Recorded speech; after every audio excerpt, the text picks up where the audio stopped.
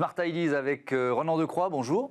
Bonjour Thomas. Bienvenue, vous êtes le cofondateur de Footempé, vous l'avez créé en juillet 2023 avec Pierre Butry. Et avec quelle idée? C'est quoi votre ambition de départ? Alors notre ambition et notre idée, c'est de végétaliser l'assiette du plus grand nombre, sans pour autant tenter de copier la viande sous la forme de steak ou sous la forme d'une saucisse, et aussi en refusant les ingrédients ultra transformés.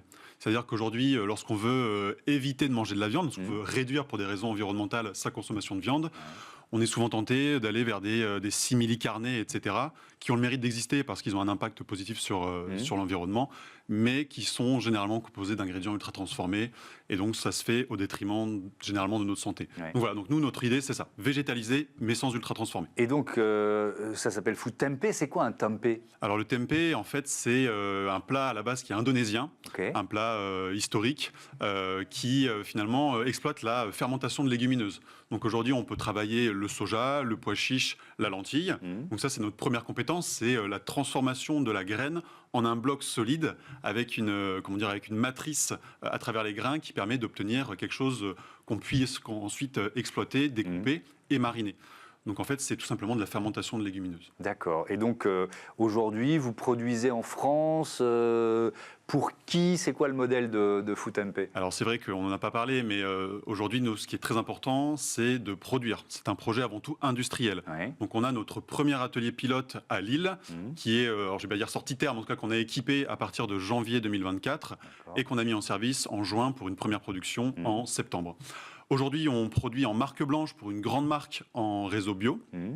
Voilà, et ensuite, on a également un lancement à venir dans le réseau Carrefour Excora la semaine prochaine sous notre propre marque Footempé. D'accord, avec des différentes recettes, c'est ça que vous proposez? Alors exactement, donc différentes recettes, différents formats. Donc tantôt on a des cubes, tantôt on a des petites tranches.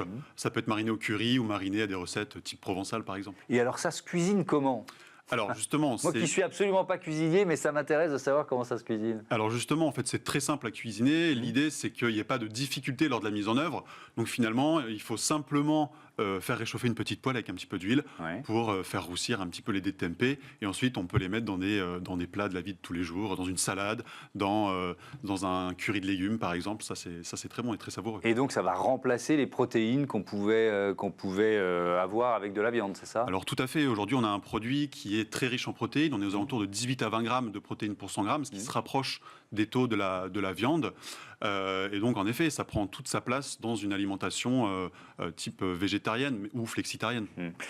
Est-ce que vous avez mesuré l'impact en matière de préservation, climat, impact carbone, impact biodiversité, en comparant finalement vos produits, le tempeh, et puis de la viande? Alors oui, aujourd'hui, on a à peu près un facteur 10, grosso modo, entre l'impact CO2 de la production de nos tempeh et de nos légumineuses versus de la viande.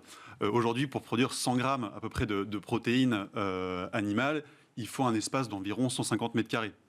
On parle des surfaces dédiées à l'élevage et aussi aux cultures.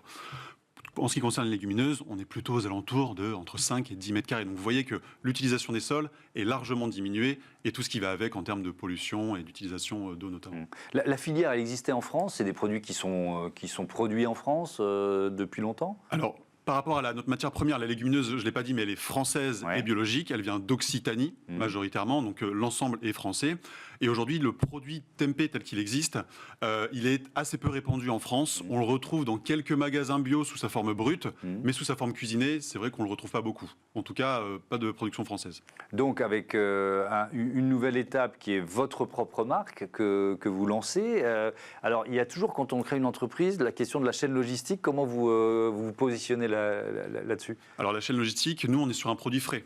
Donc c'est vrai que cette contrainte-là, elle est difficile à prendre en compte, dans la mesure où les coûts logistiques liés à l'utilisation des produits frais est bien plus importante que sur des produits secs.